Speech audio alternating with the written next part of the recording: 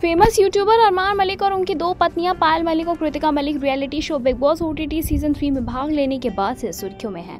हालांकि पायल को हाल ही में शो से बाहर कर दिया गया, जिससे मलिक के फैंस का दिल टूट गया। वहीं शो से बाहर आने के बाद पायल ने अपनी शादी अपनी सौतन कृतिका मलिक के साथ अंधे रिश्ते को कैसे अरमान ने दूसरी महिला को चुनकर उनके साथ गलत किया, इस बारे में खुलकर बात की। पायल ने यह भी खुलासा किया कि वो अरमान को एक कानूनी पत्नी है। बिग बॉस के घर से बाहर आने के बाद पायल मलिक ने दरअसल एक इंडिया टुडे को दिए गए एक इंटरव्यू में ज़्यादा शादियों को लेकर बात की थी। पायल ने कहा, हमारे फैंस को पता होगा कि हमने कभी भी एक से ज़्यादा शादियों को सपोर्ट नहीं किया और ना ही सपोर्ट करने की बातें कही हैं, चाहे वो हमारे व्लॉग्स हो या फिर हमारे इंटरव्यूज़ हो। हमने कभी भी इसे बढ़ावा नहीं दिया। हाँ, ये अरमान ने जो गलती की है, मुझे नहीं लगता कि भारत में किसी भी आदमी को ऐसा करना चाहिए। हमें इसे बनाए रखने में कामयाब रहे, लेकिन मुझे नहीं लगता कि कोई और ऐसा कर सकता है। मुझे लगता है कि एक महिला के लिए इससे बड़ा कोई दर्द नहीं हो सकता कि उसका पति दूसरी औरत को घर ले आए। मुझे नहीं लगता कि कोई और इसे सहन कर सकता है। पायल ने इस दौरान ये भी खुलासा किया कि अरमान ने अपनी दूसरी शादी बनाए रखने के लिए इस्लाम धर्म नहीं अपनाया। बता दें कि अरमान एक जाट परिवार से हैं, जबकि पायल एक गुज्जर परिवार से हैं। हालांकि जब उनके हिंदू विवाह अधिनियम के बारे में उन्हें बताया गया, जो एक से ज़्यादा कानूनी पत्नी की अनुमति नहीं देता, तो पायल ने साफ कहा कि वो अरमान की लीगल वाइफ है।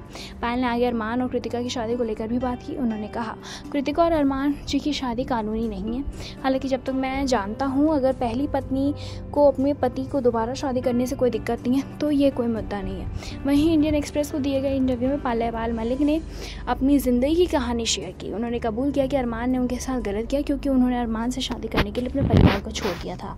पायल ने कहा, बेशक नाइंसाफ़ी तो हुई है। मैंने अरमान जी को लिए अपना घर छोड़ा। मैं 8 साल से उन पर डिपेंड थी, सिर्फ और सिर्फ उन पर निर्भर थी। मैं उनके साथ रह रही थी और एकदम अचानक ऐसा हो गया कि उनकी ज़िंदगी का कोई आता और जाता उन्हें दिखा ही नहीं, तो निश्चित रूप से नाइंसाफ़ी तो हुई है। पायल ने आगे बताया कि अरमान के विश्वासघात के बावजूद उसने उसके साथ रहना चुना, क्योंकि वही उसके प्यार में पागल थी। पायल ने कहा कि उनका एक बेटा है चिरायु, जो अरमान के दूसरी महिला से शादी करने के फैसले को स्वीकार करने का एक और कारण बन गया। उन्होंने कृतिका की भी तारीफ़ की, जो एक बहन की तरह उनके साथ रहती है। जब उनसे पूछा गया कि वो इससे कैसे बची, तो उन्होंने जवाब दिया, हाँ, मैं निश्चित रूप से सबसे ज़्यादा प्रभावित हुई थी, लेकिन यह हम में से किसी के लिए भी आसान नहीं था। मैं अरमान जी के बिना नहीं रह सकती थी और ना ही कृतिका। वो दूसरी ओर हम में से किसी को भी नहीं छोड़ सकते। जब कि उसने दोबारा शादी की तो मुझे दुख हुआ और मैंने उससे अलग हो गई। मैं 1 साल से ज़्यादा समय तक अपने बेटे के साथ दूर ही रही और फिर हमें कठिनाइयों का सामना करना पड़ा। फिर हमने फिर मुद्दों को सुलझाने का फ़ैसला किया।